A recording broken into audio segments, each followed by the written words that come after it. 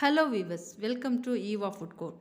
இன்றைக்கி என்ன ரெசிபி பார்க்க போகிறோன்னா, ஒரிஜினல் பாய் வீட்டு கல்யாணம் மட்டன் பிரியாணி எப்படி செய்கிறதுன்னு இந்த வீடியோவில் விரிவாக நம்ம பார்க்க போகிறோம். அதுக்கு முன்னாடி நம்ம சேனலை நீங்கள் புதுசாக பார்க்குறவங்களா இருந்தால் சப்ஸ்கிரைப் பண்ணிக்கோங்க. கூடவே ஆல் பெல் ஐகானையும் கிளிக் பண்ணிக்கோங்க. வீடியோவை அப் டு எண்டு வரைக்கும் ஸ்கிப் பண்ணாமல் பாருங்கள். அப்போ தான் பிரியாணி எப்படி செய்கிறதுன்னு உங்களுக்கு ஸ்டெப் பை ஸ்டெப்பாக புரியும். வாங்க இன்றைக்கான வீடியோக்குள்ளே போகலாம். இன்றைக்கி நாம் பிரியாணி செய்கிறதுக்கு 1 கிலோ துளசி பச்சை அரிசியும் 1 கிலோ மட்டனும் எடுத்துக்கலாம். ஒரு அரை கிலோ வெங்காயத்தை நீல வாக்கில் பொடியாக நறுக்கி இப்படி கையினால் உதிர்த்து வச்சுக்கலாம். ரொம்ப நாளாக நம்மளுடைய வியூவர்ஸ்லாம் பிரியாணி ரெசிபி போடுங்கன்னு சொன்னதுனால இது தீபாவளி ஸ்பெஷல் ரெசிபி வீடியோ. அரை கிலோ தக்காளியை நல்ல பொடியாக நறுக்கி எடுத்துக்கலாம். 7 அல்லது 10 பச்சை மிளகாயை கீறி வச்சுக்கலாம். ஒரு பிடி மல்லித்தலை, ஒரு பிடி புதினா தலை எடுத்துக்கலாம். 100 கிராம் இஞ்சி பேஸ்ட், 100 கிராம் பூண்டு பேஸ்ட் எடுத்துக்கலாம். தாளிப்புக்கு பட்டை, கிராம், ஏலக்காய், பிரிஞ்சி இலை எடுத்துக்கலாம். ஒரு மிக்சி ஜாரில் 4 முந்திரியை போட்டுட்டு ஒரு தக்காளியும் கொஞ்சமாக புதினாவும் வச்சு நல்லா நைஸாக அரைச்சி எடுத்துக்கலாம். இப்போ குக்கரை அடுப்பில் வச்சுட்டு 50 ml ரீஃபைண்ட் ஆயில் விட்டுறலாம்.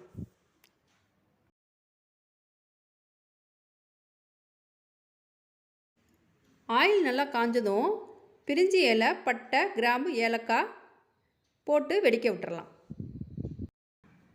எடுத்து வச்சுருக்க 1 kg மட்டனை ரொம்ப அலசிடக்கூடாது. கொஞ்சம் நல்ல தண்ணி ஊற்றி அலசிட்டு குக்கரில் போட்டுடலாம். கறியை சேர்த்துட்டு அதுக்கு தேவையான கொஞ்சம் உப்பையும் போட்டுட்டு நல்லா கிளறி விட்டுறலாம். இப்படி கிளறும்போது கறியில் இருக்கக்கூடிய தண்ணி வெளியாகும். ஒரு 10 நிமிஷம் அந்த தண்ணி வற்றுறதுக்கு டைம் எடுக்கும். கறியில் இருக்கக்கூடிய தண்ணி வற்றின பின்னாடி திரும்பியும் தண்ணி ஊற்றிட்டு ஹை ஃப்ளேமில் ஒரு விசில் விட்டுட்டு திரும்ப இப்போ ஒரு 15 நிமிஷம் சிம் குக்கிலே வச்சுட்டு அடுப்பை ஆஃப் பண்ணிடலாம். 1 கிலோ மட்டன் பிரியாணி செய்கிறதுக்கு 150 ml refined oil, 150 ml ghee எடுத்துக்கலாம், நெய் எடுத்துக்கலாம். இப்போ பாருங்கள், தண்ணி நல்லா வற்றிருச்சு, கறியில் உள்ள தண்ணி நல்லா வற்றிருச்சு. இந்த ஸ்டேஜில் நம்ம தண்ணி விட்டு கறிக்கு மேலே தண்ணி விட்டு குக்கரை மூடி விசில் விட்டுறலாம். ஒருபடி செய்யக்கூடிய பிரியாணி செய்யக்கூடிய பாத்திரத்தை அடுப்பில் வச்சுட்டு மீதம் இருக்கக்கூடிய அந்த 100 ml ரீஃபைண்ட் ஆயிலை விட்டுறலாம். ஒரு 100 நெய்யை இது கூட சேர்த்து அதே 2 காய விட்டுறலாம்.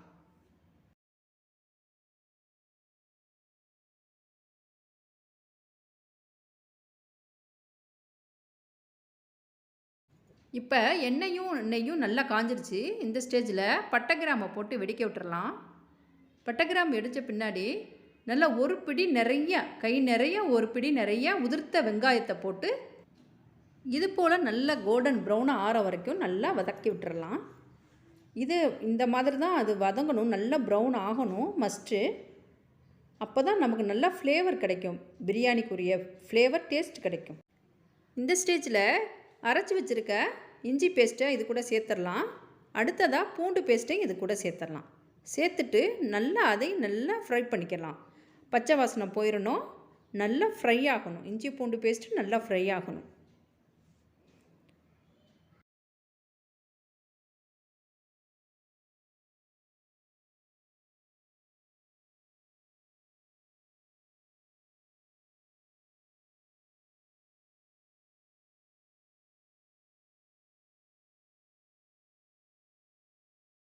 அடுத்ததாக அந்த பேஸ்ட்டு அரைச்சி முந்திரி பேஸ்ட்டை இது கூட சேர்த்து அதையும் நல்லா வதக்கி விட்டுறலாம்.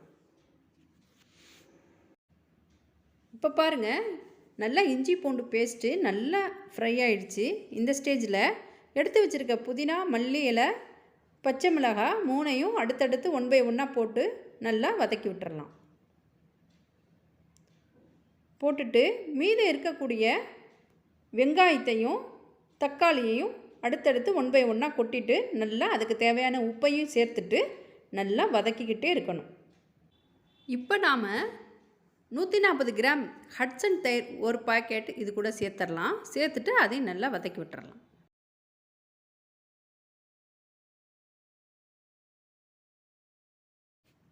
இதுக்கு அடுத்ததாக பிரியாணி மசாலா இது கூட சேர்த்துடலாம். பட்டை, கிராம், ஏலக்காய் 3 சேர்ந்தது தான் பிரியாணி மசாலா. அதையும் சேர்த்துட்டு நல்லா வதக்கி விட்டுறலாம். பிறகு 1 ஸ்பூன் மிளகாத்தூளை, தனி மிளகாத்தூளை இது கூட சேர்த்துடலாம். சேர்த்துட்டு அதையும் நல்லா வதக்கி விட்டுறலாம். நாம் ஆரம்பத்தில் இருந்தே ஒவ்வொரு பொருளையும் போடும்போது ஒவ்வொன்றுக்கும் ஒரு 5 நிமிஷம் வதக்கி விட்டுட்டு தான் அடுத்த பொருளை சேர்க்கணும். இப்போ பாருங்கள், நல்லா எல்லாமே நல்லா வதங்கி நல்ல ஒரு கிரேவியாக வந்துருச்சு.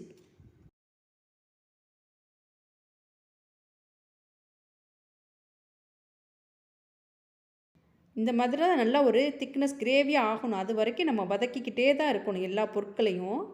அந்த வதங்கும் போது தான் நமக்கு அந்த பிரியாணியோட டேஸ்ட்டு நமக்கு கிடைக்கிது. இப்போ 1 கிலோ அரிசியை நல்லா களைஞ்சி சுத்தம் பண்ணி ஊற வச்சிடலாம்.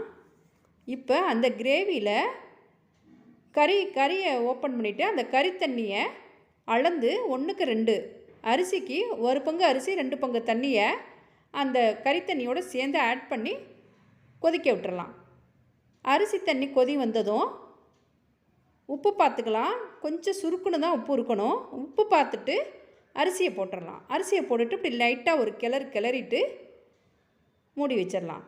மூடி வச்சுட்டு ஹை ஃப்ளேமில் தான் இருக்கணும், சிம்மில் இருக்கக்கூடாது. ஹை ஃப்ளேம்லேயே கொதி வரட்டும். கரெக்டாக கறி வேக வச்ச தண்ணி கூட தண்ணி சேர்த்து 2 மடங்காக தான், 1க்கு 2 மடங்கு தான் தண்ணி ஊற்றணும். கூட போயிட்டாக்க சாதம் குலைவாயிரும், குறைச்சி போயிட்டாக்க சாதம் நறுக்கரிசியாக ஆகிடும். அரிசியை போட்டதும் கரண்டியில் இப்படி அடிப்புறமாக விட்டு இப்படி திருப்பி தான் விடணும். ரொம்ப கண்ணாப்பின்னான்னு நம்ம கிளறி விட்டோம்னா சாதம் அரிசி உடஞ்சி பிரியாணி குழஞ்சி போயிடும்.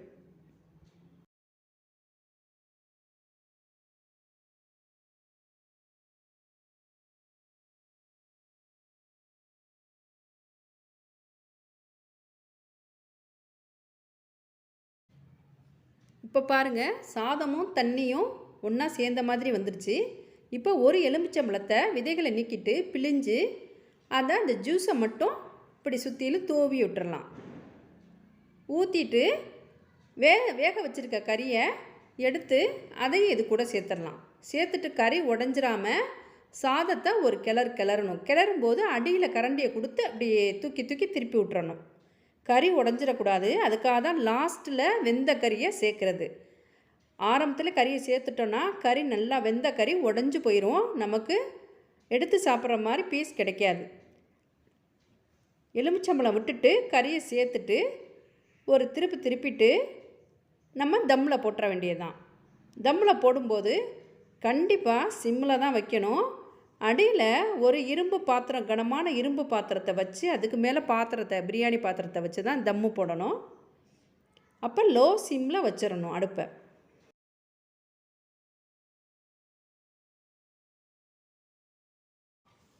சிம்மிலே ஒரு 10 நிமிஷம் கழித்து பின்னாடி திறந்து பார்த்தோன்னா இந்த மாதிரி சாதம் வெந்திருக்கும். அதை லைட்டாக இப்படி கரண்டியால் மேல் வரிசை கொஞ்சம் அரிசியாக இருக்கும், கீழ் சாதம் நல்லா வெந்திருக்கும். அந்த அடி சாதத்தை மேல் நோக்கி கொண்டு வந்துடணும். அதை அப்படி நல்லா அப்படி கரண்டி அப்படி அடிப்பற விட்டு இப்படி ஒரு திருப்பி விட்டுறணும். திரும்பியும் ஒரு 5 நிமிஷம் 10 நிமிஷம் தம்மில் வச்சிட்டோன்னா நமக்கு பிரியாணி ரெடி.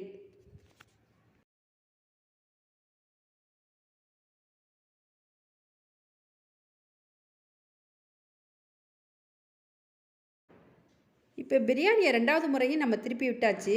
இப்போ லாஸ்ட்டாக மீதம் இருக்கக்கூடிய 50 ml நெய்யை இது மேலே ஊற்றி விட்டுட்டு திரும்ப ஒரு 5 நிமிஷம் மூடி போட்டுட்டு திரும்ப கிளறி விட்டுட்டோம்னா நமக்கு சாப்பிட பிரியாணி தயார்.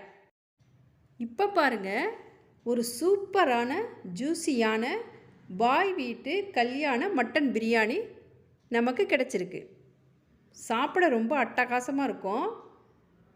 நீங்கள் இது போல் கண்டிப்பாக செய்து பாருங்கள். நீங்களே எனக்கு கமெண்ட் எழுதி அனுப்புவீங்க. அந்த அளவுக்கு நல்ல ஒரு டேஸ்ட்டு கிடைக்கும், நல்ல ஒரு சாஃப்டாக இருக்கும். கண்டிப்பாக நாளைக்கு தீபாவளிக்கு செய்து பாருங்கள். மறக்காமல் உங்களுடைய கமெண்ட்டையும் லைக்கையும் சென்ட் பண்ணுங்கள். இந்த வீடியோ ரெசிப்பியை மற்ற நண்பர்களுக்கோ உறவினர்களுக்கோ சென்ட் பண்ணி வைங்க. தேங்க்யூ வீவர்ஸ், தேங்க்யூ ஃபார் வாட்சிங்.